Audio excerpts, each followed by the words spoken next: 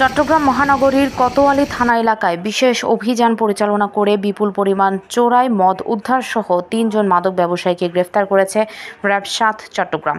র্যাব-৭ চট্টগ্রাম বিশেষ সংবাদের ভিত্তিতে জানতে পারে যে চট্টগ্রাম মহানগরীর কোতোয়ালী থানাধীন ইকবাল রোডস্থ পুরাতন ফিশারি ঘাট এলাকার একটি টিনশেড ঘরের ভিতর কতিপয় ব্যক্তি মাদকদ্রব্য মজুত করে বিক্রয় করছে।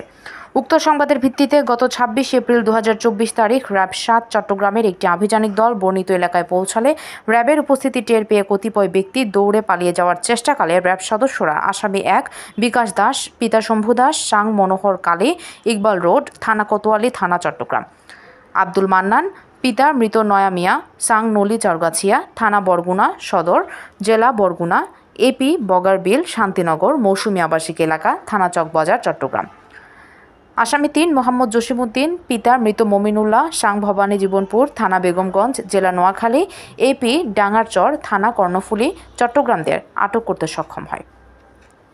পরবর্তীতে উপস্থিত সাক্ষীদের সামনে আটককৃত আসামিদের জিজ্ঞাসাবাদে নিজ মুখে স্বীকারোক্তি এবং তাদের নিজ হাতে বের করে দেয়া মতে ১৮টি বস্তার মধ্যে ২০০টি প্লাস্টিকের বোতলে রক্ষিত অবস্থায় সর্বমোট ৩৫০ লিটার চোলাই মদ উদ্ধার সহ আসামিদের গ্রেফতার করা হয়। গ্রেফতারকৃত আসামি এবং উদ্ধারকৃত মাদকদ্রব্য সংক্রান্তে পরবর্তী আইনানুগ ব্যবস্থা গ্রহণের নিমিত্তে চট্টগ্রাম মহানগরীর কোতোয়ালী থানায় হস্তান্তর করা হয়েছে।